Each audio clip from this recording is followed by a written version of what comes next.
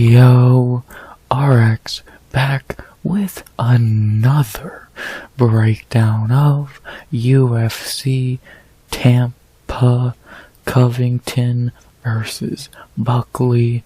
We back with another breakdown of a card that is good. I think it's good.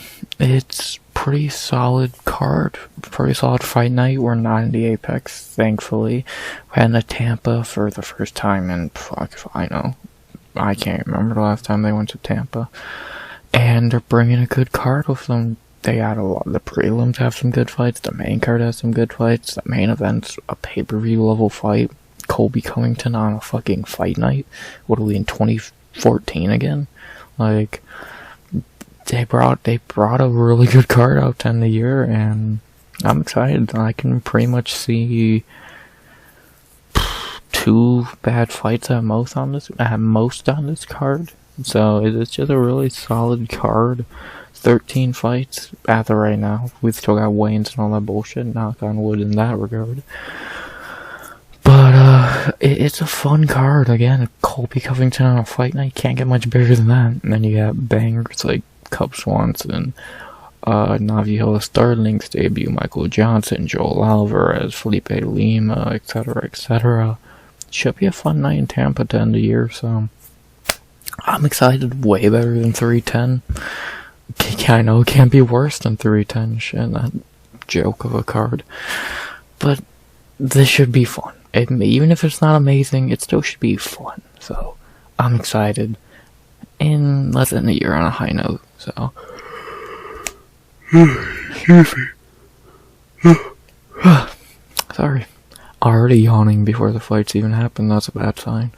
I save those for during the card. But yeah, I'm excited for this card. Looks to be a pretty good card.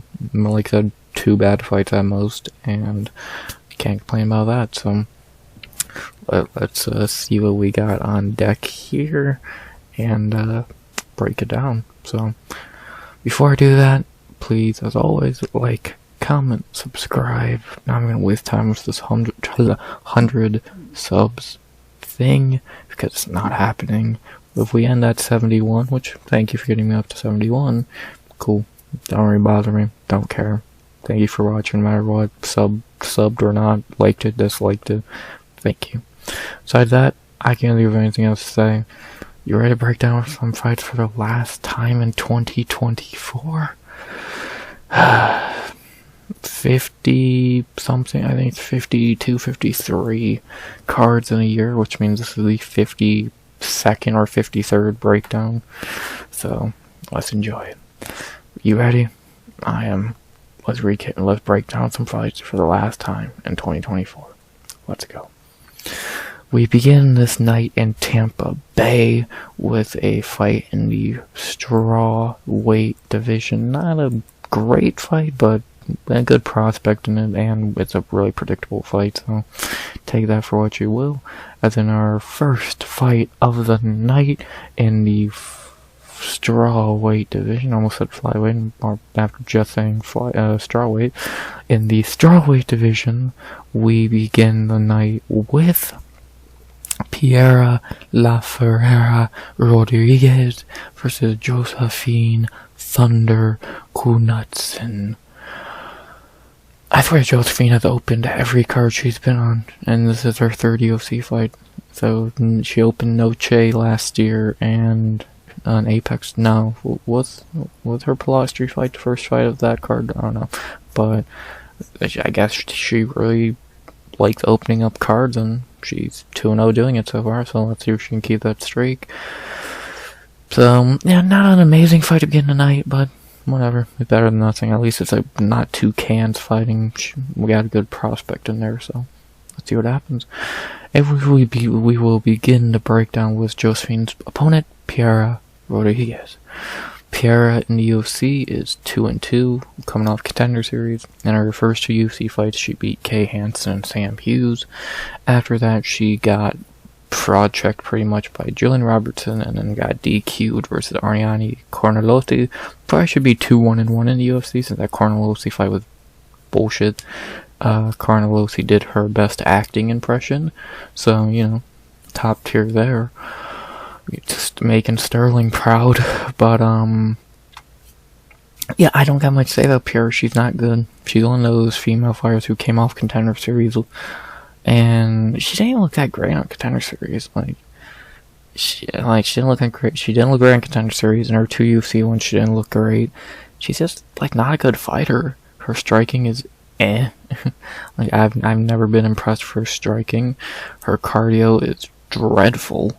Her ground game is not good. Her fucking fight IQ is clearly bad. She's just a terrible fighter. And, like, yeah, she's able to beat Kay Hansen, who's a joke. I'm shocked she beat Sam Hughes in hindsight. Jillian Robertson easily beat her. And then she was probably gonna beat Carnelossi if she wasn't a fucking moron, but, you know, brains. Hard to come by in MMA, apparently. Piera's just not good. She's just, and not, like, it's not even like she has a weakness. I don't know what she's good at. To have a weakness, you have to be good at something. I don't know what she's good at. She's not a good striker. She's not a good grappler. She does not have good cardio. She does not have good durability. She does not have good fight IQ. She does not have good fucking power, kicks, nothing. She has nothing. So, she's not good at anything. What do you expect to happen? So, like, and at 32 years old, she's already getting closer to the end of her prime age-wise. And she might be coming to the end of her UFC career, because they're pretty much just feeding her to the wolves in this fight. They don't think she has a chance against Knutsson, because she really doesn't. So, the UFC gave up on her quickly. They gave her 2 easy fights to ease her into UFC, and then they gave her a real fight, and she got fucking annihilated.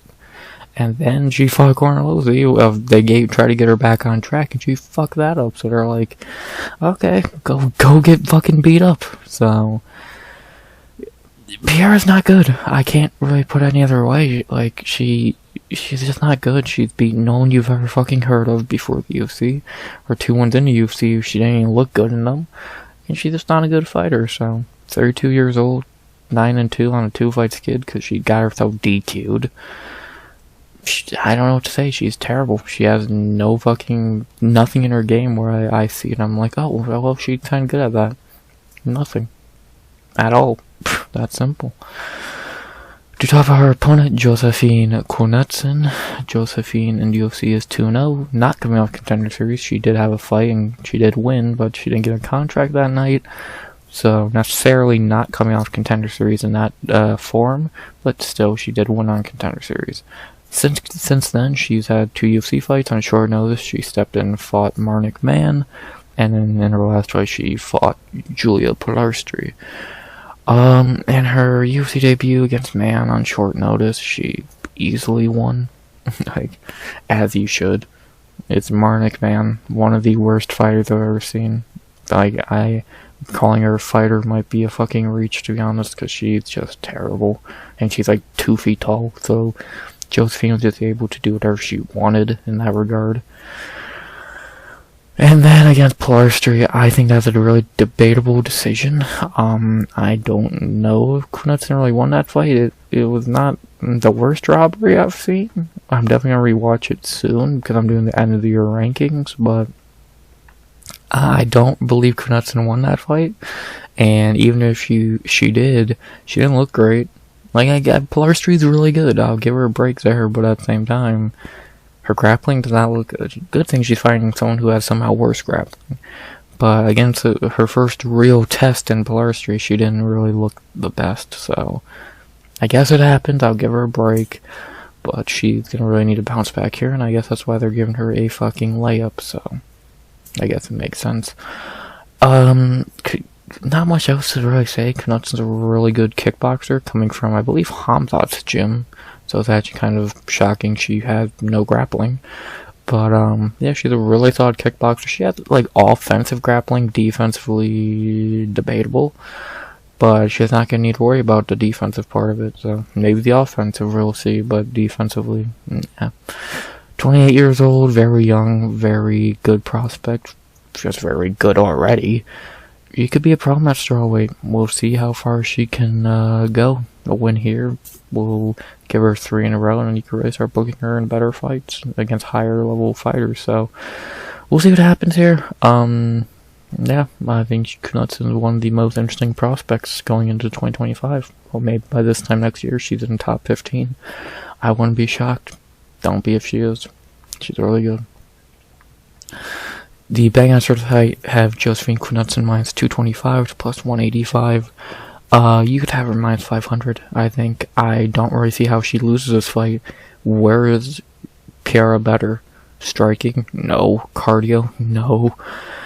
Fight IQ? No. Ground game? No. Like, Josephine's just better everywhere. Like, Knutsson's easily the second best option for the lock of the night, and in my opinion, if you call it, I could easily call her my lock of the night. It's that fucking close. So this is just a fucking layup for Josephine. Oh, fuck, it's a step backwards. Like, going from Julia Pilar to Piera Rodriguez. Come on, that's a fucking step backwards. It's barely a step up from her McMahon.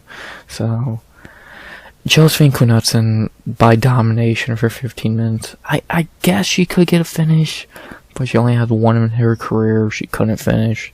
Marnik Man, she didn't look great later in the fight against Pilarstri. So maybe she gets a finish again. I wouldn't be shocked at a late second, third round finish, maybe a TKO or some shit, ground and pound. But more than likely she just wins a easy, dominant decision, 29-28, 30-27, 29-27. We'll see. I'm going Josefine Knutsson like anyone with a brain is. So give me Knutsson by decision. Maybe a finish is possible, but more than likely this is going the full 15, and we'll hear and still undefeated. So yeah, not very much I'll say. Easy for Knutsson to begin the night, and yeah, a pretty simple fight to predict. After that, we head to our second fight of the night in the bantamweight division. This one could be good. This could be a 5-of-the-night contender. These two are gonna throw down, have a banger, and I'm excited. As in our second fight of the night, going to bantamweight, which only has bangers outside the top 15, and the top 15 debatable. As in our second fight of the night in the bantamweight division, we have Dangerous Davey Grant versus Ramon the Savage Taveras. This should be fun. We got two guys who've really only had fun fights in the UFC, so let's see if we get another fun one here between them. We got a veteran and a younger, less experienced dude. See what happens. We'll begin with the veteran, who I'm shocked ain't saving this fight for March in London, but I guess he wanted to get back in there. We have the 38-year-old Dangerous Davey Grant, 6-6 in the UFC. His win, coming off the Ultimate Fighter, I didn't know that. His wins are Marlon Vera, Jory Popov, Martin Day, Johnson Martinez, Luis Smoka, and Rafael Sunsao. Johnson Martinez and Cheeto Vera in your wins list is interesting. His losses: Chris Holdsworth, whoever the fuck that is, Damian Stasic, who? Manny Bermudez, I know that name. Cheeto, I remember that fight. Yanez, and Daniel Marcos. Davey is aging pretty well. Like, in his last few fights, he's looked good. Like, a lot of people think he beat Daniel Marcos. Some people think he beat Adrian Yanez. Before then, got 2 nice wins here. Dude could easily be on a 4-fight winning streak of a few decisions going his way. He's good. Like, I know he's been off for a year and a half. I forget what he had, some fucking injury, like a back injury or something. So that's not a great sign, especially at 38 years old, but those are gonna happen more often at that age. Overall, if he's still the guy we saw against Daniel Marcos, he's a really solid veteran. He has really good power in his hands. We've seen that a few times. He's a good striker. His cardio is decent. His ground game is okay. God, I thought he was a striker. He's a solid fighter. He's a good veteran at bantamweight. not the best. He's been mid. He's been pretty mid in his career. But again, Chito Vera and Johnson Martinez wins are nothing to fucking laugh at. He's a solid fighter, and like at 38 years old, that is definitely worrisome, especially at bantamweight. But that's not you're an age, and he has aged, and I don't think he's looked that bad since as he's gotten older. Like, I get it, again, a fight a year and a half ago ain't amazing, especially at his age. You're gonna be a little rusty. But, what can you do? At least he got in here before the end of the year. He didn't take a year off, so that's good to see. And again, it's good to have Davey back, because dude just has bangers. That's 5 bonuses for either fight of the night or knockout of the night, so, yeah. He's good. Like I said, he's a good fighter, and it's good to have him back. He goes to SPG. I don't know. Let's see what the old man can still do. He's older, but I still think he has some left in the tank. We'll find out Saturday night. To talk about his opponent, Ramon Taveras. Ramon in the UFC is 1-0, coming out Contender Series. In his UFC debut, he rematched Series City and beat him. A lot of people will cry robberies there. Debatable. That doesn't really matter. Fuck Series City. That's what he gets. I'm not impressed with Ramon. I haven't really been. Like, his first Contender Series fight, early stoppage. Forget it. Second Contender Series fight, he knocked out Cortavius in 30 seconds. At the time, looked good, but we figured out that Cortavius sucks.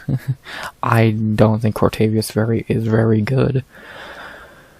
And then in his debut, he missed weight and then fought Series City and beat him. Series City is a guy I think it was a complete joke. I think he's a terrible fighter, shouldn't even be in the UFC. So, and Ramon had a close fight with him. That says a lot. I'm not high on Ramon. I think he has good power in his hands. That's about it. His cardio doesn't look great. He did kind of fade in that City fight. His ground game, I don't remember. I feel like he got taken down a little bit, but he does have 3 submissions. Yeah, if this fight extends against a veteran like Davey, it might not go good for Ramon. So, and being KO'd twice, that chin is a little questionable. So, against Davey Grant, who is known to break chins, we'll see if that can last up. But Ramon, whatever, has had time to get better, so we'll see if he has. If he fights like he did against City, he has no chance in this fight, because he's fighting a way better fighter. But if he's gotten better, then we're in for an interesting fight. The only time will tell, so. Let's see, I'm not high on Ramon, but maybe you can prove me wrong. The betting odds for this fight are not what they say on Tapology. Today I looked, and they are a pick'em. Do I agree with the pick'em? Yeah, I would say a pick'em probably sounds right. Davey is a good veteran, but he's been off for a while with injuries. Ramon is the younger guy by, 8 years? But he's not the most impressive in his few UFC fights.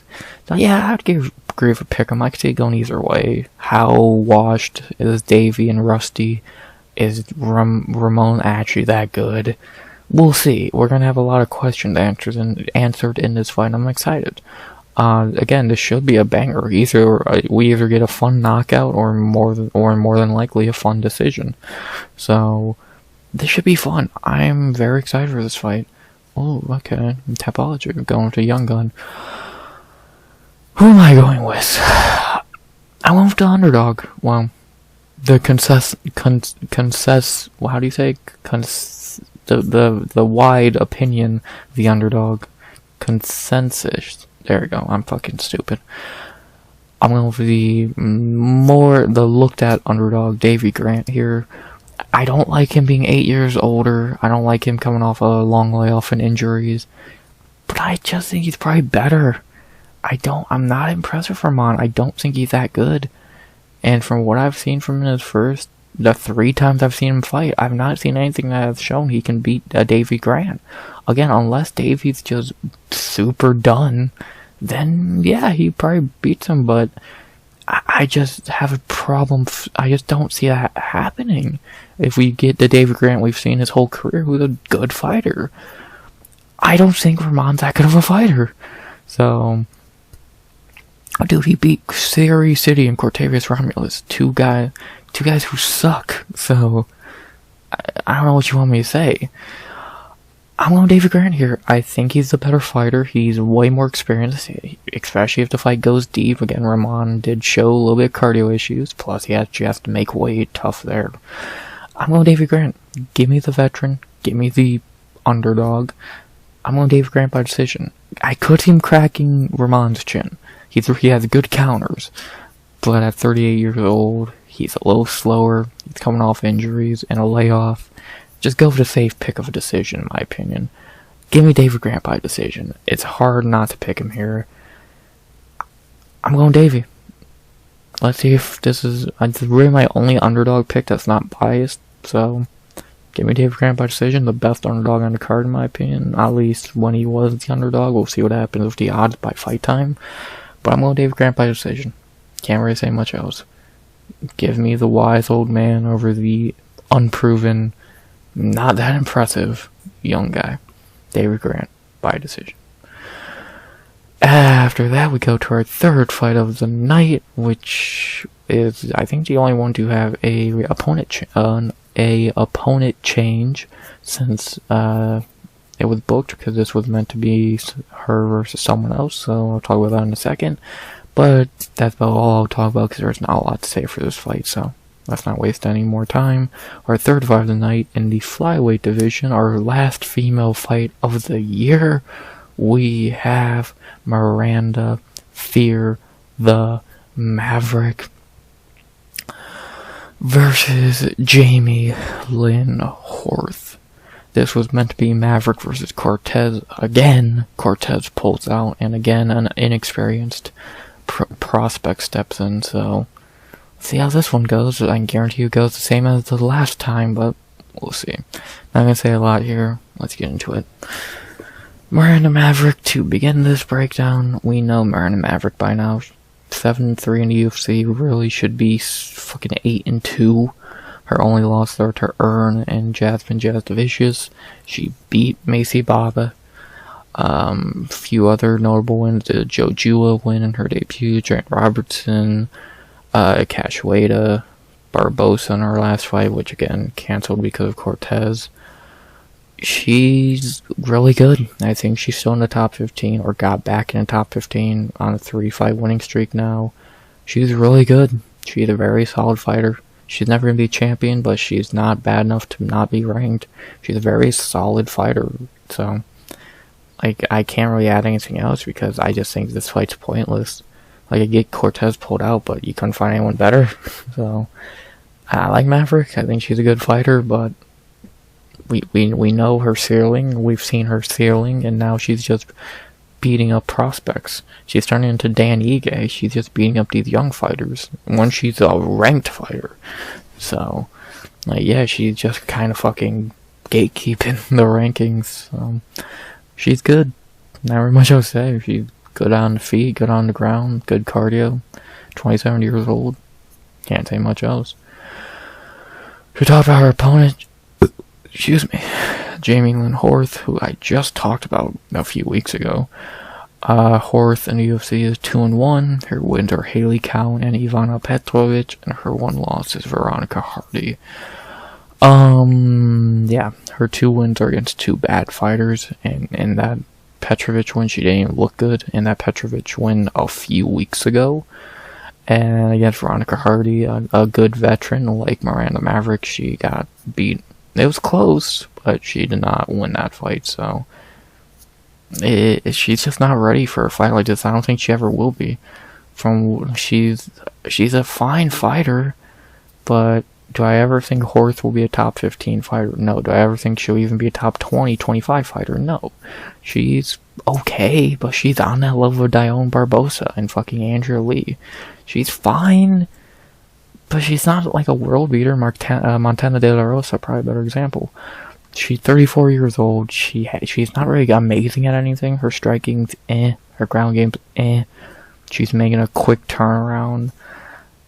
She's just not that great.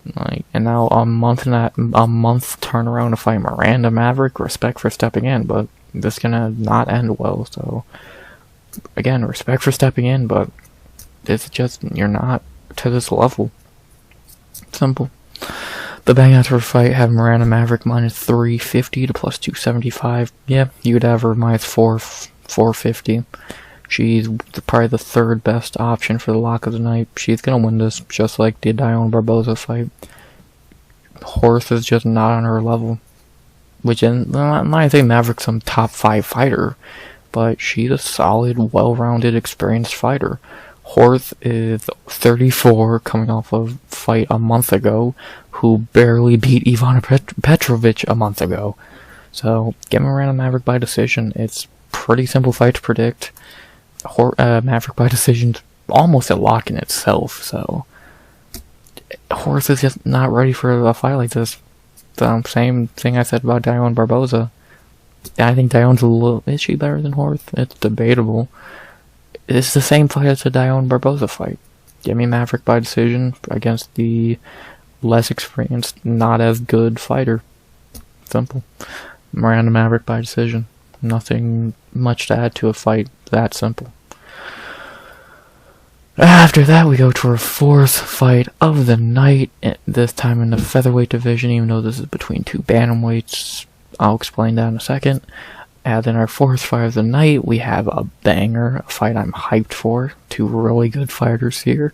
And then our fourth fight of the night in the featherweight division with bantamweight fighters, we have Miles Chapo Johns versus Felipe Jungle Boy Lima.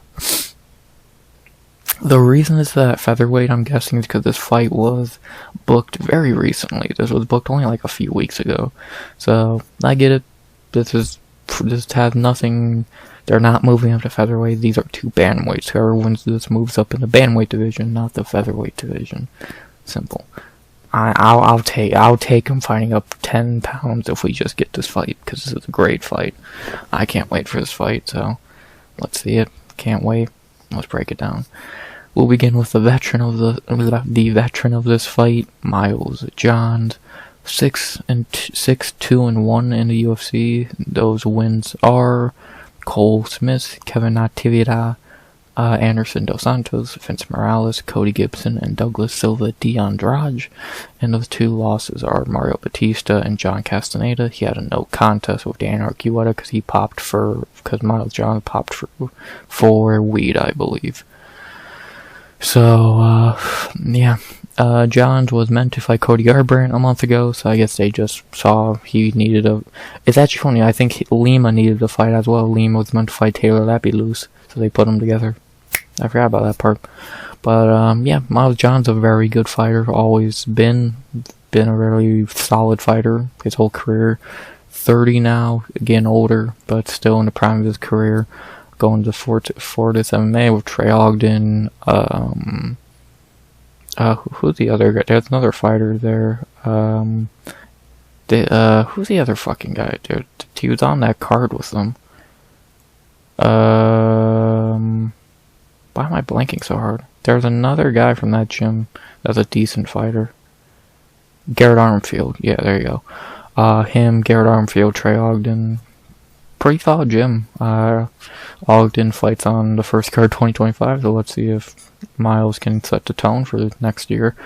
He's a good fighter. Like I said, his only losses are to Batista, top 15 dude, and Castaneda, a really solid fighter and as himself. And then his wins, he hasn't beat anyone great. Douglas Silva de Andrade was a nice win. Outside of that, kind of been beating up cans. Cody Gibson's alright. The rest have been pretty much layups. But you gotta beat up the cans to get the real fights, and now he's back in a real fight. Well, Douglas Silva de Andrade is a real fight, but you get my point.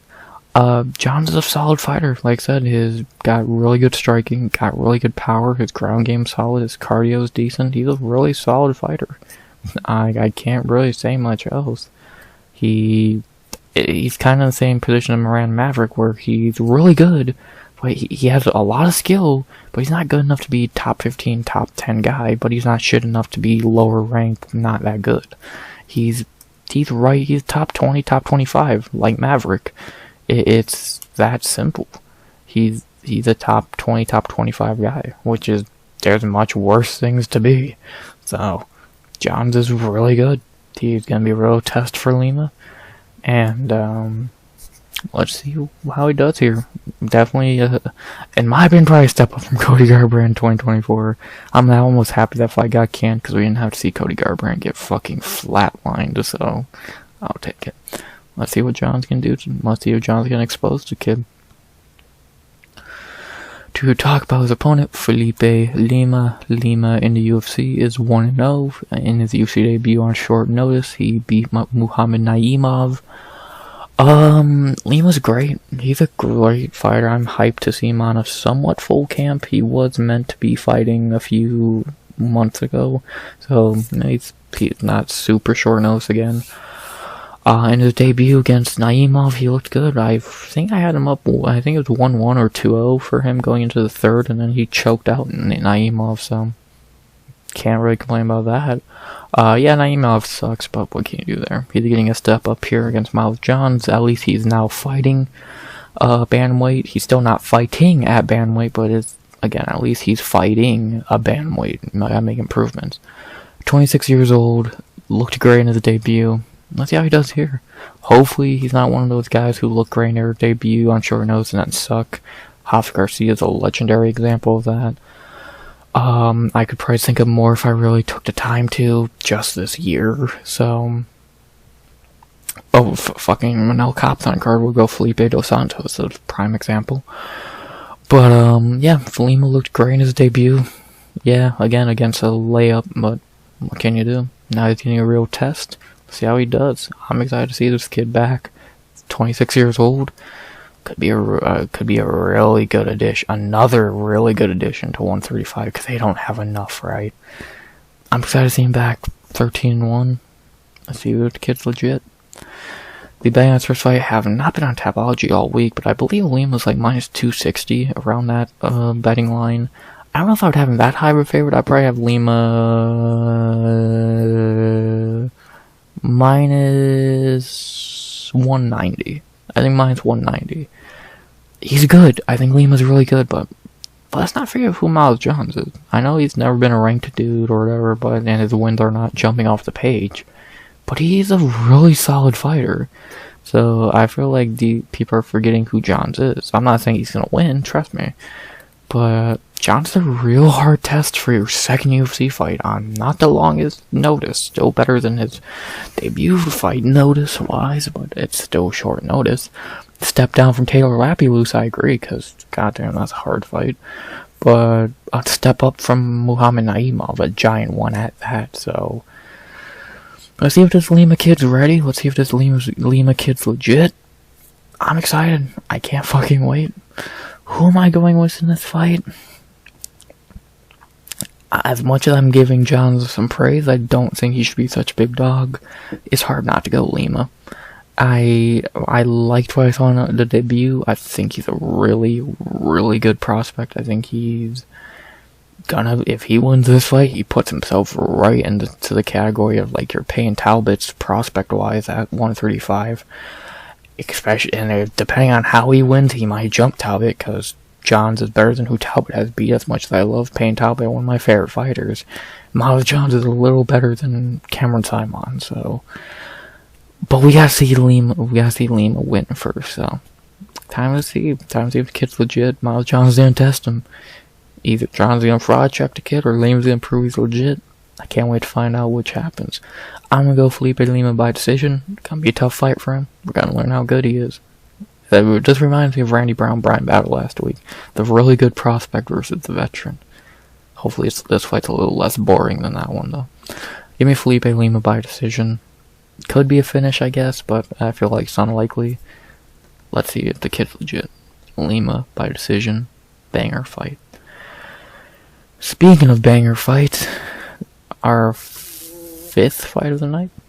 Yes, a tall-ass fight in the featherweight division. Fuck, you can convince people this is a welterweight division. Just look at these fucking giraffes. And then our fifth fight of the night, we head to featherweight for a banger between Sean the Sniper Woodson versus Fernando Valentine Padilla. Again, a fucking giraffe battle. Fucking 6'3" versus 6'1". I should have saying welterweights. This is gonna be a banger. 2 tall-ass fighters in a featherweight division. This should be fun. We'll begin with Sean Woodson. Maybe in contention with Edmund Shabazian for the worst ribs in the UFC. Woodson in the UFC is 6-1-1. His wins are Kyle Borchank, Yusuf Zalal, Colin Anglin, Dennis Padukia, Charles Jourdain, and Alex Caceres. His one loss is Julian Rosa, and he had a draw with Luis Sardana. You know, Taveras, he kind of got knocked out in that fight, but different story. Yeah, Woodson, it took a while for him to start fighting real fighters, and since he has been a rocky road. He beat Jourdain pretty easily, but wasn't the most exciting, I'll say that much. He clearly won. It wasn't a split decision. I don't know how the fuck the judges got a split out of that, but besides the point, Jourdain didn't even fucking fight back. And then against Caceres, I literally watched that fight earlier for the end of the year rankings, and he probably lost that fight, to be honest. I don't think it's a bad robbery, but I don't think Woodson won that fight. I think it was definitely some St. Louis cooking that gave him that decision. Oh, and he had a win over Terrence McKinney on Contender Series. I think Woodson's really good. Got good striking, got good power, grappling is he's good. He probably should be getting, this fight doesn't really make a lot of sense for him. He could lose a lot of stock here with an L, but fuck it. It's a fun fight, who cares? Woodson needs to bounce back after some underwhelming performances. That Jourdain fight was boring. He probably lost to Caceres. Let's see him let's see how he does, and if he can show up here and get a win, he definitely gets a top 15 fight. But he has to show up here and beat Padilla, which is gonna be easier said than done, so let's see. And I swear I saw him more of a finisher, but I guess not. Let's see what this guy can do against a fellow giraffe. I don't think he's fought anyone close to his height. I think Caceres was the tallest guy he's fought so far. Well, maybe, no, I think Rosa was about his height, so. But that was short notice and during the pandemic, so I'll give him a break. Let's see what he can do against Padilla. Let's see if he can get back on track after a very questionable Caceres fight. To talk about the other giraffe in this fight, Fernando Padilla. Padilla in UFC is 3-1, or 2-1, my bad. His two wins are Julian Rosa, funny enough, excuse me, and Luis Pajulo. I forget how you say that name. I think it's Pajulo. And his one loss is Kyle Nelson, even though I think that was a questionable decision. So, he probably should be 3-0 in the UFC, but whatever, bullshit happens. Clearly it doesn't matter too much if he's fighting a guy who's close to the rankings. Padilla's a decent fighter. He has good striking, has good power, but he's definitely beatable. Kyle Nelson made him look kind of human, but against Rosa and Luis, he looked great, so I still can't really get a read on this kid. I don't know if he sucks or not. He's decent, but UFC is really testing him here against Sean Woodson. So we'll see how he does. Again, he really hasn't fought anyone his size. Again, maybe Julian Rosa, but look how good he did in that fight. So this is gonna be interesting. I'm intrigued to see how Fernando does this fight, because it's just gonna be a kickboxing match. So let's see who's the better giraffe kickboxer. I'm very excited to figure it out. Let's see if Padilla can spring the upset after some interesting UFC results so far. The betting odds for this fight have Sean Woodson -175 to +145. Yeah, maybe. I might bring him down a little bit, maybe close to -160, 150. He should win. He's still the bigger fighter with a 2-inch reach advantage, more experienced. But I don't know, like, his chin's not the best. Again, Luis Saldana pretty much KO'd him. Padilla is a decent striker. This ain't gonna really hit the ground. If it did, I think Woodson's probably the better grappler. And it's gonna be an interesting fight. It's gonna be a very fun fight. Again, two giraffes pretty much kickboxing each other, so it should be interesting. It's hard not to go Woodson here, like I said. He should win. I think he's a little bit better of a fighter. But I think the power advantage definitely goes to Padilla, but I think just everything else probably goes to Woodson's side. So, yeah, it's hard not to pick Woodson here, even though I still think he lost to Alex Caceres. Let's go with Sean Woodson. It's a close fight. It's a really, really good fight.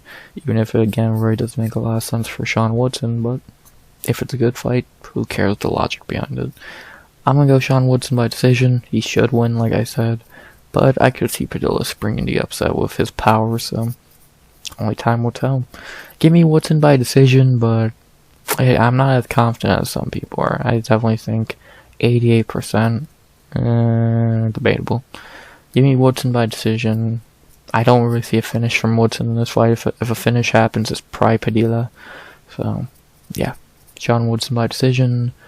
I'm shaky on that prediction. I'm thinking about it a lot, but I think I'll probably stick with that, so we'll see. But I'm going to go Woodson by decision. After that, we go to our co-main event of the prelims. How is this not on the main card? I don't know. And then, fucking Vitor Petrino. Okay, whatever. In our co-main event of the prelims in the lightweight division, the first of a back-to-back in that division, and these prelims, we have a banger. I mean, I'll say it again, a banger in the lightweight division between Drakkar Klose versus Joel El Fenomeno Alvarez.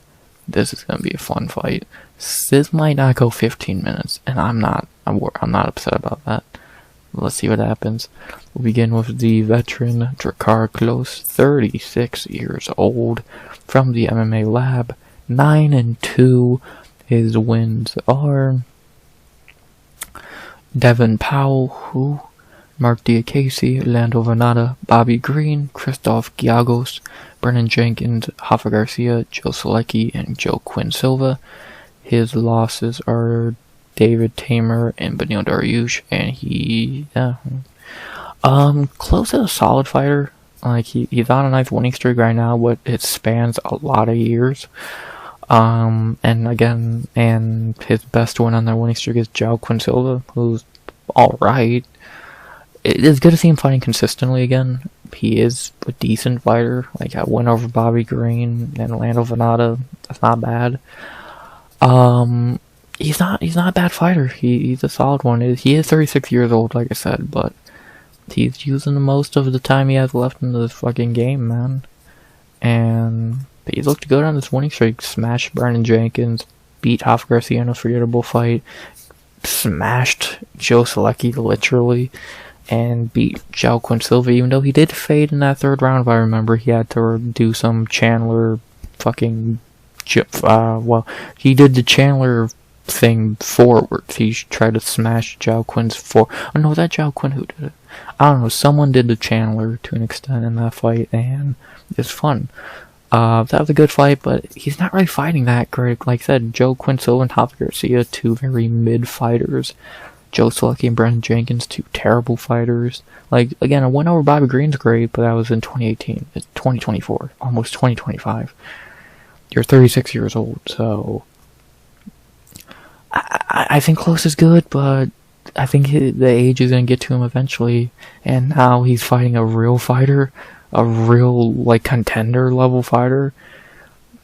Let's see if that streak can hold up. Let's see if he can hold up at this age against a tough guy like Joel. Gonna be interesting. Gonna be a banger. Let's see what happens. To talk about his opponent, Joel Alvarez, one of my favorite fighters, I swear to God. It's always good to see this dude on a card because you know it's gonna be fun. Joel in the UFC is 6-2. His 6 wins are Danilo Belluado, Joe Duffy, Alexander Yakovlev, Thiago Moises, Mark Diakese, and Elvis Brenner. His 2 losses are Damir Ismagulov and Arman Tsarukyan. His wins, he's beat some good fighters. Thiago Moises, Elvis Brenner, some good fucking wins right there. Ran through Thiago Moises in 3 minutes, quicker than Islam did. His 2 losses are Damir, who people were really high on at that time. I never really saw it with Damir. And Arman, who's fucking Arman. Alvarez is a great fighter. He is a weight bully. He is 6'5". Dude's a ginormous lightweight. And he has missed weight, twice? So that's not great, but it looks like he is making weight now. He's made it 3 times in a row. Another guy who's not very active. This is the first time he's fought twice in a year since 2020. So take that with a grain of salt. But every time he fights, he looks good. Like, again, his only bad performance was Arman, and again, Arman Tsarukyan. Besides that, he just runs through people. He finishes everybody. He's a fucking giant of a fucking fighter. He has good power in his hands. He's a decent striker. He's great on the ground. He's just a solid fighter. Again, I'm not sure what else you want me to say. If he drops you, he's jumping on your neck, or he's just gonna pound you fucking out cold. Pause. That's what he did to Elvis Burner. He dropped him, ground and pound. It's over. And again, Elvis Burner, a guy who's really fucking tough. Thiago Moises, the guy he just fucking ran through. This guy's no joke. It's a shame that he doesn't fight more often, because he could easily be a top 15 dude, maybe even top 10.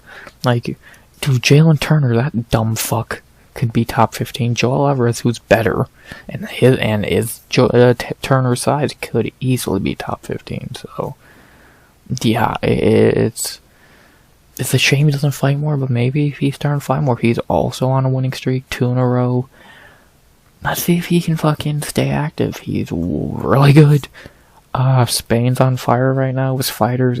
Ilya, now Alvarez.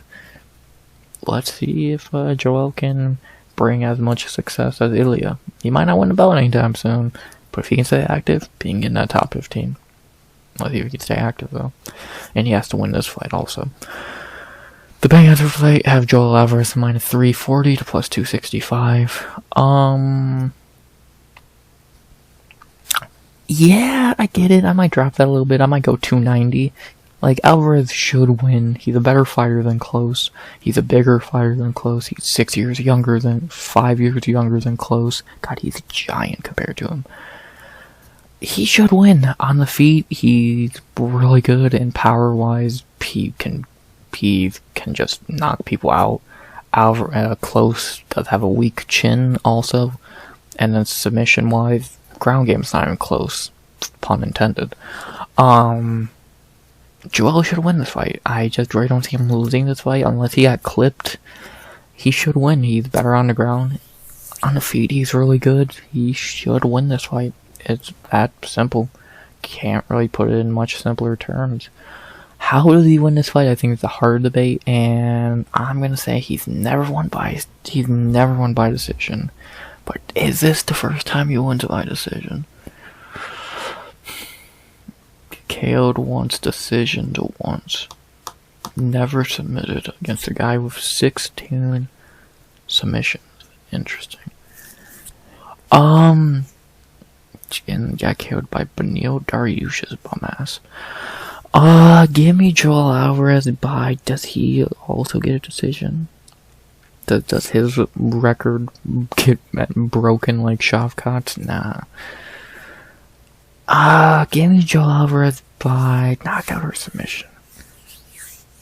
I just see him putting that first submission on Klose's record. Give me Joel Alvarez by submission in the second. I think Joel Alvarez submission in the second. You can just see him putting that fucking first submission on Drakkar's record. I could just see it. Give me Joel Alvarez by submission in the second, I think. He might win by decision. I wouldn't be shocked. And he might win by knockout. But I'm feeling a submission. What are people feeling? Knockout. Interesting. Give me Joel by submission in the second, I think. I think that's what I'm going to lean with. Never won by decision. I don't think his record's going to be broken like Shavkat's. Give me Joel by submission in the second. Yeah, I'm going to stick with that. I just see him putting that first submission on Klose's record. Let's see if I'm right. And now to finally end just the prelims, we stay at lightweight for a fight that's not as good, but it's still fun, as to end the prelims, the last preliminary fight of 2024. We have Michael the Menace Johnson versus Ottman Bulldozer Azaitar. This will be fun. Someone might get knocked out here. These two have a combined chin strength of fucking James Vick. So we'll see what happens here. Could be fun. Should be fun. Let's see what happens. We'll start with the OG of OGs, the best, worst fighter of all time, Michael Johnson. 14 and 15 in the UFC, that speaks for itself. I'm not going to go down his whole UFC career. That's kind of fucking, we'd be here for a while till 2025. I'll go over his career in the 2020s. He entered the 2020s on a 4-fight losing streak. In 2022, he finally broke that streak, beating Alan Patrick, and then he's been, ever since breaking that losing streak, he is 3-2. Only losses to Jamey-Lyn, even though a lot of people think he won that fight, and Diego Piera. He also beat Mark Diakase and Darius Flowers.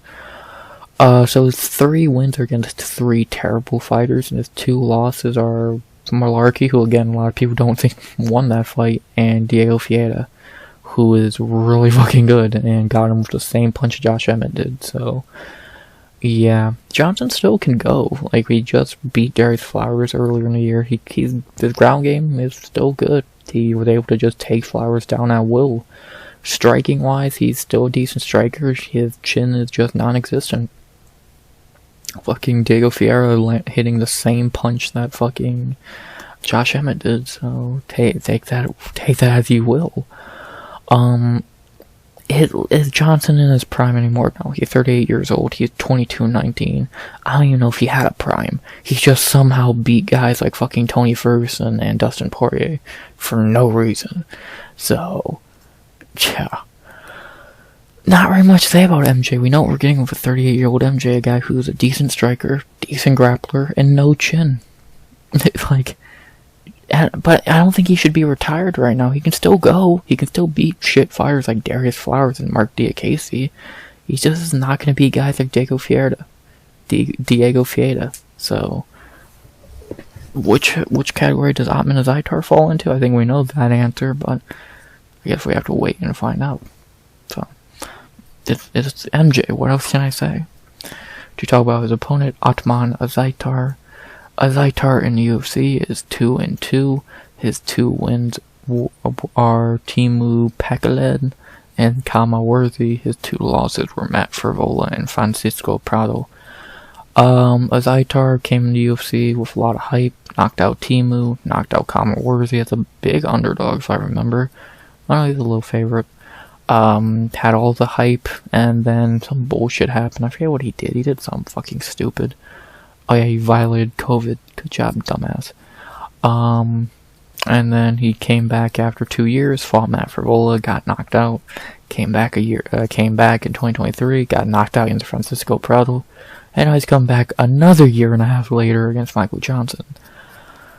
Yeah, Azaitar's not very good. Like, in hindsight, looking at those 2 wins, I gave him all the hype against 2 tomato cans. He is now 34 years old. He has no chin. He has good power in his hands, but does he have a ground game? 3 submissions? Okay, maybe. Cardio probably ain't great. Only went to decision 1 time in his career. He's not a great fighter. He's not the most active fighter. He is only 4 years younger than Michael Johnson. And again, his 2 wins are Teemu and Kama Worthy. Garbage and garbage. So, yeah. Maybe he can turn back the clock and win here against MJ. It's always possible against MJ, but guess we'll have to wait and see. His brother at fucking middleweight ain't doing too well, so we'll see if Ottman can get back on track, because Abu is not doing too hot. So, let's see if the Azaitars can finally get a win for the first time in like 3 years. So, well, let's see. The betting odds for I have Michael Johnson minus 185 to plus 155. I don't know if I would have him that big of a favorite. I might move him down to minus 180, 170, maybe to 165 even. Like, MJ should win this fight. I think he's a better fighter, more experienced, better striking, better cardio, better ground game. The only thing he doesn't have better than Ottman is power, and I think he could still drop Ottman if he landed a good enough shot. He's only 38 years old. So, like, I know I said only, but he's, like, compared to some guys at lightweight, like Guida and Miller, that looks almost young. And he can still go. Again, he's coming off a fucking win, for crying out loud. He's 3-2 in his last 5. And a lot of people would say 4-1, so. Yeah. MJ's just a better fighter here, in my opinion. I think he should win this. Do we get a finish like a lot expect? Maybe. I'm gonna go decision. I could see MJ just taking Ottman down for 15 minutes like he did Darius Flowers. But we'll see. We'll see. You never really know. So, I'm gonna go Michael Johnson by decision. I just can't really pick up Ottman here. Unless you think he's gonna crack MJ's chin, I can't pick Ottman to win this, especially on a 2-fight skid and a 1.5 layoff. Give me Michael Johnson by decision. The 4 years older, a lot of experience, not the best fighter. Neither of these guys are actually good. They're just fun. This is gonna be a fun fight. So give me Michael Johnson by decision. I could see a finish, but I just feel MJ might use a little bit of wrestling, so never know. What I do know is I'm going MJ by decision to end the last prelims of 2024. Boom. Those are the prelims. I had to give the prelims a boom to end the year. But really good prelims. Those last 4 fights, main card level fights. First 3 fights, pointless. This could be fun, and Knutsson's good at least. So at least Josefine make that fight a little bit watchable. So yeah, great prelims, great final 4 fights on them. I know a lot of decisions, but we don't really have finishers. We just got good fighters. So take that as you will. We still got 6 more fights before the end of 2024 on this main card, the last main card 2024. So let's not waste much time. Let's get into it as we begin in the light heavyweight division with a fight that is as predictable gets, as we have to begin the last main card of 2024. Navajo Stirling versus Tuco Tokkos. I don't know how you say his name. No, he's not going to remember how to say his name after this fight, so who cares? Do I even need to say a lot here? I won't. We know who's going to win, so I'll just get into it.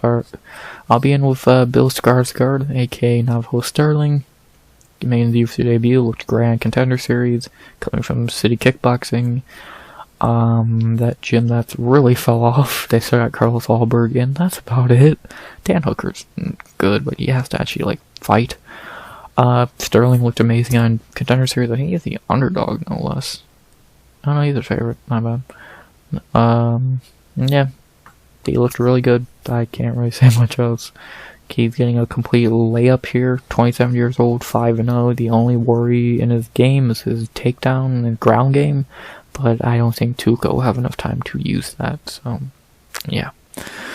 And then talk about Tuco Tokkos. I don't even know why he's in the UFC. He stepped in on short notice in his last fight for the UFC debut against Omer Sy. Did nothing for 3 minutes and 43 seconds besides get just ragdolled. And eventually he got submitted.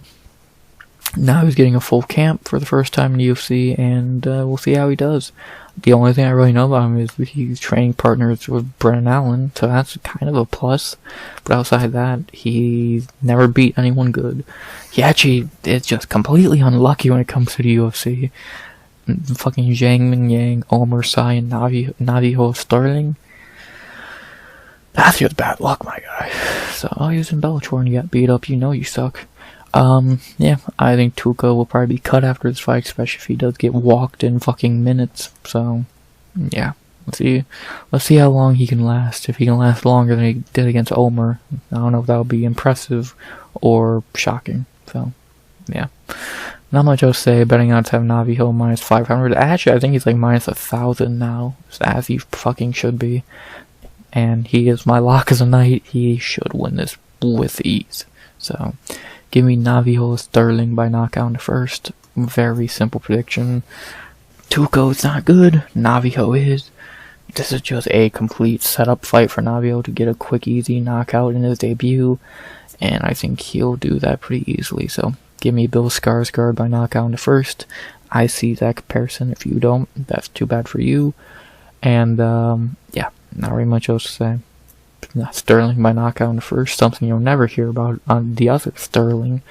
And yeah, lock of the night, pretty simple. Let's end the year on a lock, on the correct pick when it comes to lock of the night, because I've not had many. Now we go Stirling by knockout in the first. After that, we go to our second fight of the night. You could make a case for the best fight of the night, because wow, this is a banger.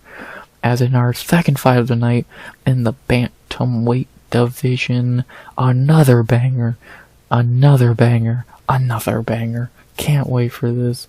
This is gonna be fun.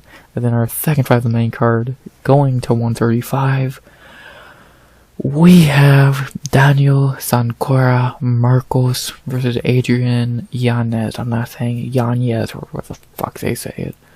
This is gonna be interesting. This is gonna be fun. Let's see what happens. Actually, Yanez is stepping in on short notes for Said Magomedov, by the way. I almost forgot to add that. A little bit harder of a fight than Said, because he'll actually show up. Let's talk about Daniel Marcos. In his fucking mugshot for some reason.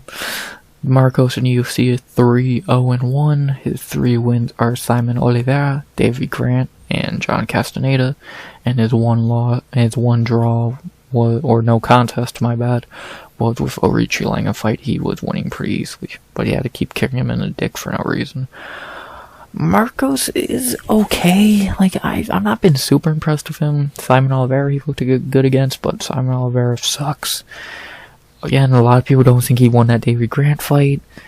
Orichi Lang, he did kick him in the nuts like 3 times.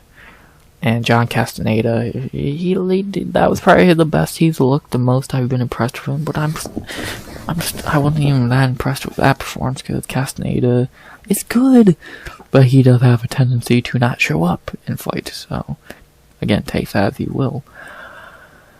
I think Marcos is alright, but I don't look at him as a real like prospect to like watch, because I just don't think he's gonna go far. Like, if he was still fighting Said here, I'm picking Said easily. And I don't think he makes it past a lot of the guys in the division. Just at the bottom of the top 15, Kyler Phillips beats him. Marcus McGee beats him. Fucking a lot of guys beat him, even outside top 15. Payne Talbot. I think Montel Jackson ranked. Either way, he beats him. Damon Blackshear might beat him. Like, Marcos is decent, but I just don't look at him as like a real prospect. He's 31 years old, and in his 4 fights, he's looked okay. The 2 times he got a real test, he probably lost and looked okay. So his striking's fine. He has good striking. We've not really seen his ground game. Like, he's fine. He's a completely fine fighter, but I just struggle to look at him as a real prospect. He's not even the best bantamweight prospect on his card. Felipe Lima's right there, so I'm not really sure what else you want me to say. I'm not really impressed with Marcos as of right now, and unless he wins this week, which he might, I'm just not going to be really impressed with him. So, see what happens. To talk about his opponent, Adrian Yanez. Yanez in the UFC is 6-2. We all love Yanez for... He's Adrian Yanez, what can I say?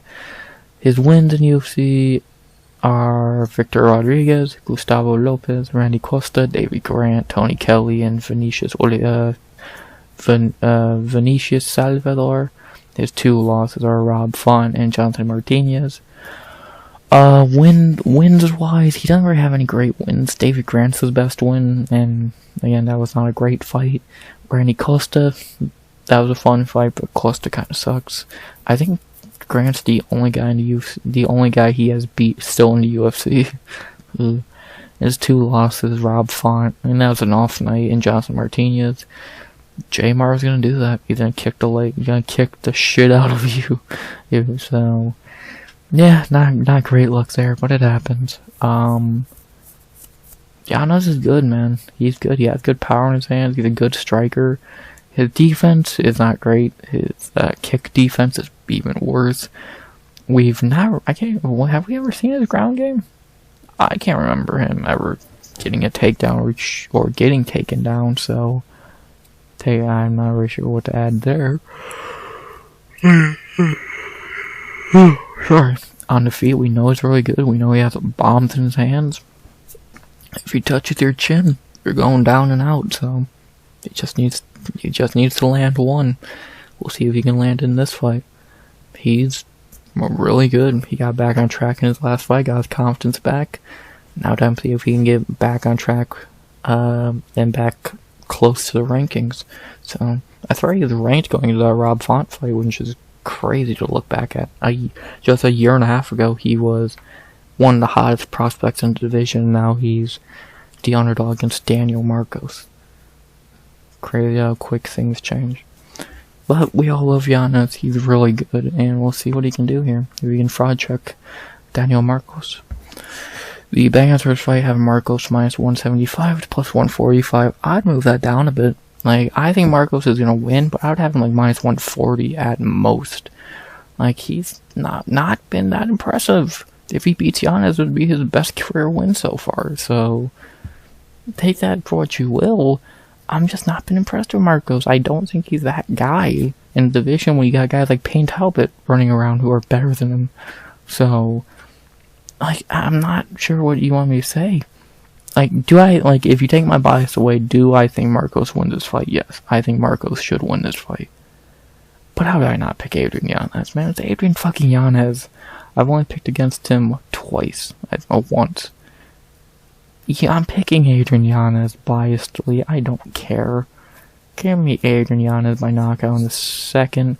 Fraud checks this kid. Like, Marcos is not that guy. I'm not convinced Marcos is him. Oh. A win here would change that. An impressive win here would change that. Well, until I see it, I don't think the kid's legit. I still legitly think Marcos should win. But I gotta go fucking Adrian Yanez. Come on now. It's Yanez. How do you not pick Yanez? Give me Adrian Yanez by knockout in a second. I doubt he wins. I have no faith in him winning. But last card of the year, let's have some fun. Give me Adrian Yanez by knockout in a second. Simple as that. Marcos will win, but biasedly, my heart wants Yanez to win. Simple as that. After that, we go to our third fight of the main card, the worst one, and probably the worst fight on the card. Not going to waste any time here. Third fight of the night, and we're heading back to light heavyweight for a fight between Dustin the Hanyak Jacoby versus Vitor Icao Paterino. I'm not going to waste time. The fraud Vitor Paterino is just going to cuddle Jacoby for 15 minutes. What do you want me to say? Paterino sucks. He's just going to cuddle Jacoby. Simple, boring, don't care. Next. We're an hour and 8 minutes in. Do you really want me to break this down? You know he's just going to cuddle Jacoby because he sucks. Simple. They both suck. So, yeah. Time for our fourth fight of the main card in the flyweight division. This is going to be fun. As in our fourth fight of the main card, going to flyweight for a banger between two heavy hitters, as we have Manel Starboy Cop versus Bruno Brodog Silva. Again, two heavy hitters in the flyweight division. Does this go 15 minutes? We'll see. Let's start with Manel. Yeah, he's a heavy hitter. Too bad Manel Cop fucking sucks at everything else. 4-3 in the UFC. His 4 wins are Ode Osborne, Zulgas Zumagulov, David Dvorak, and Felipe dos Santos. His losses are Pantoja, Nicolau, and Mukayev. And you want to look at how many cancelled fights he has, because there are more than the actual fights. Yeah, Cop is trash. Like, I don't know what you want me to say. He hits hard. I'll tell you that, Cop's not good. Against any real fighter in this division, he loses. Royval beats him with ease. Moreno beats him with ease. Tatsuo Taira beats him easily. Steve Erceg wipes the floor of him. Joshua Van wipes the floor of him. He's not good. He hits hard. Kop's a joke. That Mukaev fight was maybe the most embarrassing fight of the year. Mukaev got cut. Manel got so lucky. Mukaev's a fucking moron. And he took the fucking brunt of the fucking blame for that fight. Because Kop fucking sucked in that fight. So, I don't know what you want me to say. Oh, look what can he beat in his last fight for the UFC. Kop's a joke. I don't think he's good. His best win is fucking Felipe dos Santos. Or Ode Osborne. It might be Ode. Felipe's kind of shitty himself. I don't know. The UFC keeps trying to push him. He lost his debut. He loses to Nicolau. He loses to Mukaev. He's not good. If he wins this fight against Bruno Silva, you know he's gonna fight Albazi or Taira or Moreno, and he's gonna fucking lose. He's not good. I've given up on this guy. He's a fucking moron. He's not good. To talk about his opponent, Bruno Silva. Bruno in the UFC, no, not the middleweight, is 4-2-1. His 4 wins are JP Buys, Victor Rodriguez, Tyson Nam, and Cody Durden. His 2 losses are David Dvorak and Tagir Ulanbekov. He has a no contest with Khalil Taha. Silva, I'll give him this. I did just shit on Manel's wins, so I'll do the same for Bruno Silva. His wins are pretty weak. Tyson Nam is a good win. Cody Durden's alright. The other 2 weak. 2 losses to Dvorak of all people. Ew. And Tagir Ulanbekov. Okay, I'll give you a break there. Bro is really good. He just needs to fight more, and it's good to see him being active again. He's 34 years old, and he's really good. He has bombs in his hands.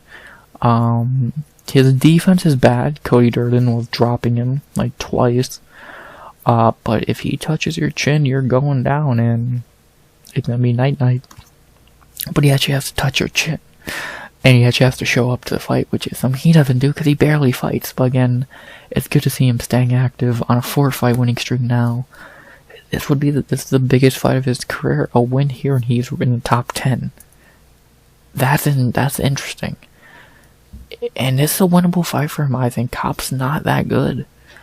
On the feet, they're pretty even. On the ground, I give it to Bruno Silva. I think the dude trains with Henry Cejudo, for fuck's sake. Bruno could win this fight. Don't be shocked if he does. He's good. People just really don't know because he's on fight nights and barely fights. But you're gonna find out if he can win this fight, and if he does, again, don't be shocked. The betting after fight have Manel Kop -280 to +230. I think that's fucking insane. Kop should be like -150. Unbiasedly, I think Kop will win. I don't think he's much better of a fighter, but I just think he should win this fight. But biasedly, and because I don't give a fuck, give me Bruno Silva. Fuck it. Give me Bruno Silva by decision. If he fights smart, he might win this fight. I think like 6, 7 out of, like, if they fight 10 times, Silva wins like 4, 5 maybe. He's good. He has good striking. He has good power in his hand. He has a good ground game. Cardio, debatable, but Kop has a shitty cardio. Defense, very debatable. But if he is smart, he uses his wrestling, he has good striking, he can win this fight. Will he? I doubt it. I think Kop's gonna win a boring decision. But, you never know. Someone's gonna get dropped in this fight. I don't know if that will get finished, but one time in this fight, someone's getting a knockdown. Who will it be? I don't know. But I'm gonna say Bruno Silva by decision. I don't think that'll actually happen, but do I care? No. I do this for fun. Kop's a joke, and I want Bruno Silva to win. So just like last week, I make biased picks. You know, most of them won last week, so fucking. The only one that lost was Asakura, so chill. Aside that, give me Bruno Silva by decision. I don't think he'll really win. I think Kop's gonna win by decision. But do I care? No. Let's have fun with this. Bruno, win. After that, we go to our co-main event of the evening, the last co-main event of 2024. A banger in the featherweight division between Killer Swanson versus Billy Quarantillo. This is gonna be fun. Billy finally got his fight in Tampa, and it's a banger. He's been wanting to get on his card for a while, and he got on it. The only Tampa native on the card, co-main eventing against Killer Cub. This is gonna be fun. Fight of the night, written all over it. Last minute fight of the year contender. Is this gonna be like Aldana Carajosa last year, which swooped in at the last minute to be a top fight of the year contender? We'll see. It's gonna be fun. Let's get into it. We'll begin with the legend Killer Cub, 14-10 UFC 39, 41 years old. Knocking out on his whole UFC career. No point to do that. We'd be here forever. I'll do the same thing with Michael Johnson. Since the start of the 2020s, he is 3-3, beating Daniel Pineda, Darren Elkins, and Hakeem Dawodu, losing to Giga Chikadze, Johnson Martinez, and Andre Fili. Well, maybe beating Hakeem Dawodu, it's debatable. Though he can still beat guys who are somehow more washed than he is, in Kron Gracie. But he can't beat Giga. He had no chance at bantamweight against Johnson Martinez. I don't know who told him that was a good idea. And a lot of people think he got robbed against Fili, so whatever you want to say there. If really, he might still be 3-3 if you just swap these two. But he's 41. He's not that good anymore. He can just have fun fights, and that's about it. Like, the last time he was a real contender was what? 2018 or 2017, I mean. So, excuse me. He's just having fun fights now. He knows he's not a contender. He's just here to make some more fight of the night bonuses and have fun. That's all he's doing. So, 41 years old, he can retire any fight he wants. Maybe he retires here. Go out on one last banger. Why not? To talk about his opponent, Billy Q.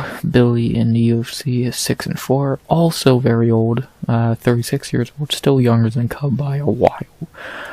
In the UFC, 6-4, like I said, his wins are Jacob Kilburn, Spike Carlisle, Kyle Nelson, Gabriel Benitez, Alexander Hernandez, and Damon Jackson. His losses are Gavin Tucker, Shane Burgos, Edson Barboza, and Yusuf Zalal. Billy's a good fighter. He's never really been able to break that ceiling as a top 15, though. Every time he got that chance, he lost. Shane Burgos beat him in a forgettable fight. Edson Barboza knocked him out fucking cold last year. But he can still, like, win. He beat Damon, he beat Hernandez, he beat Benitez. Zalal was an off night. Plus, again, he's 36 years old, so take that with a grain of salt. He still has some time left on clock, though. He can still go for another, 2-3 years, probably, until he's, probably about 39. Then he'll probably call it quits, have a few more bangers, why not? Again, I'm not putting any water into that Zalal fight again. Off night, what do you want him to do? But yeah, Billy still has them in the tank. He just wants to have bangers. He doesn't really care. He knows he's not going to be a champion. He knows he's not top 15. He's just going to have a banger. He wants to put on a show in his hometown, Tampa, Florida. Let's see it, man. Is this the first time he's ever fought in Tampa? In the UFC, at least. Yeah. This is his first fight in Tampa since 2017, before the UFC. How cool. Good for him. Let's see him put on a banger. In the co-main event, baby. Which is, thank God, this is co-main event, not Darren Hebos. It's just a shame now Darren Hebos is main eventing next year's first card of the year. Fucking kill us. But, that's that. Betting odds first fight, I have Billy Q minus 160 to plus 135. Yeah. I'd say, minus 150, minus 160. Billy should win this fight. He's 4-5 years younger and just better at this point.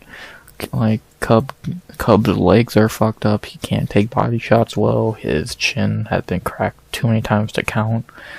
Well, I'm not saying Billy's a spring chicken either. His chin is just dust.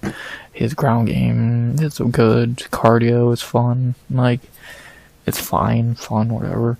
Billy should win this fight. He's just a better fighter in 2024. 5-6 years ago, Cub Swanson easily. But 2024, at home, how do you not pick Billy Q to win this against a 41-year-old? So, give me Billy Q by decision. He should win this fight. I don't think he finishes Cub. He's not really been getting finishes lately, Billy. He did KO Hernandez, but 2 years ago. And Hernandez is not Cub Swanson, so I'll take that. And if Cub wins, it'll be a decision, because he hasn't got a finish since Darren Elkins 3 years ago, so, yeah. This is going to be a banger. Blood will be shed.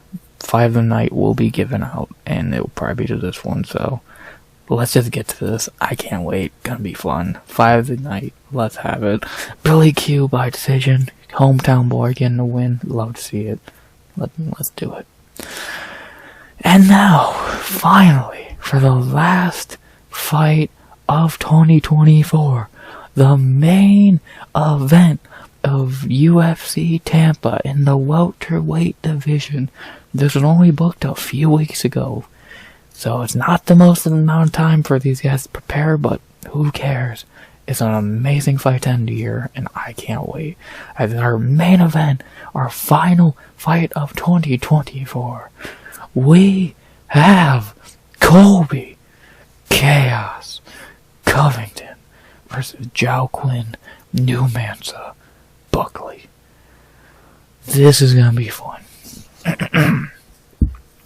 Predictable, but fun. I really don't need to go into these two. Colby Covington, a legend.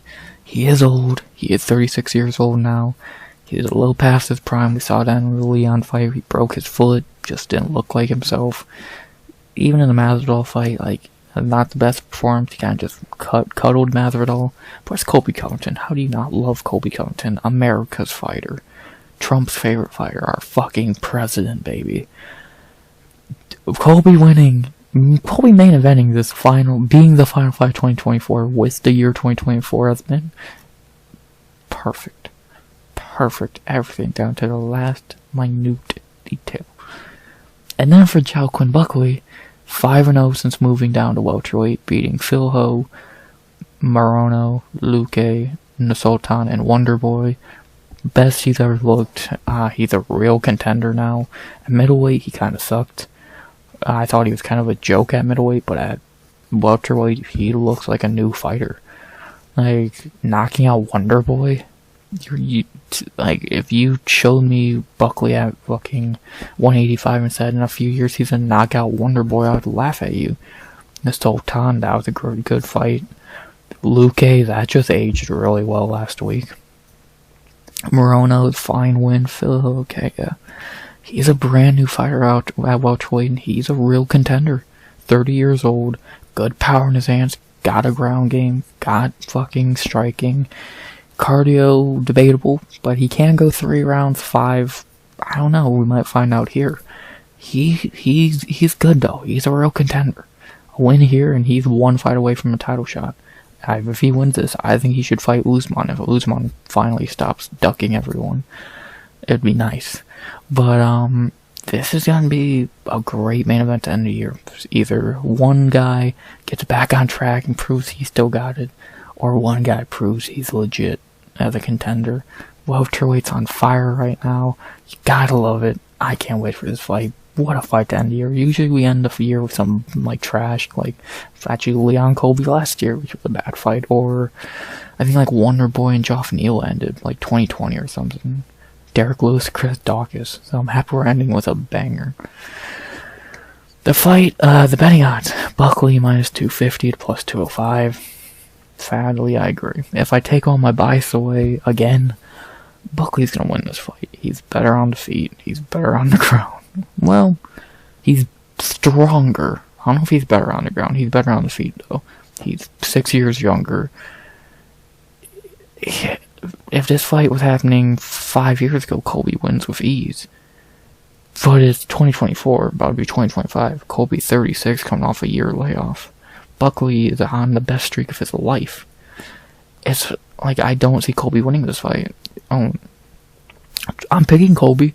Trust me, I'm picking Colby. I've never picked against Colby. I never will. He's Colby fucking Covington. Especially, this could be his last fight. If he loses, it's probably over. So, I gotta pick him. He's a fucking legend. Y'all are gonna miss this man when he's gone, you know it. And this might be his last dance. It definitely is, if he loses this, he's definitely not a contender anymore. So, let's see, man. Let's see if he still got it. Let's see if Buckley's legit. I'm excited. Most likely, I think Buckley's just gonna be the better fighter. He's gonna be better on the feet. He's gonna be stronger on the ground. If Colby can make this fight go into round 3, round 4, round 5, how does Buckley look? We'll see. But I don't know. I'm excited. I can't wait for this fight. Buckley getting a real test here. Colby getting a real test to see if he still got it. I can't wait. My pick is going to be Colby Covington, like always. But who I actually think is going to win is Buckley. Like I said, I'd be a little shocked if Colby won, to be honest. I really just don't think he's going to win this fight. I hope he does. I want him to. Trust me. I want nothing more than Colby to win this fight. But I don't see it. So I hate to say that, but I don't see it. Give me Colby Covington by decision, my last pick of the year, but I think Buckley's going to win, so. Colby by decision, completely biased, I don't care. Make welterweight great again. America's fighter by decision to end the year. Let's have some chaos, baby. Finally, for the last time, breakdown-wise, boom. That was the card to go over my picks one last time. Josefine Knutsson by decision. Davey Grant by decision. Miranda Maverick by decision. Felipe Lima by decision. Sean Woodson by decision. Joe Alvarez by submission in the second. Michael Johnson by decision. Navajo Stirling, my lock of the night, by knockout in the first. Adrian Yanez by knockout in the second. Vitor Perino by decision. Bruno Silva by decision. Billy Q by decision. And Colby Chaos Covington by decision. Bang. What a card. Outside of Petrino, and I think the Maverick fight kind of sucks. This is going to be a fun card. Might not be a lot of finishes. I know I picked mainly decisions, but I still think this card could be good even with all of those decisions. Billy's going to have a banger. Cop could be fun. Yanez will be a banger. Stirling will be a banger. Johnson will be a banger. Alvarez a banger. Woodson, Lima, Grant, bangers. I can't wait. Ending the night with Colby. Maybe his retirement.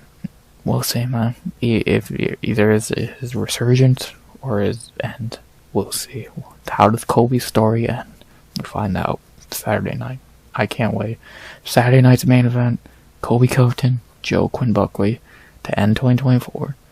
Let's see what happens. Besides that, can't really think of anything else to say. After an hour and a half, I better not have much else to say.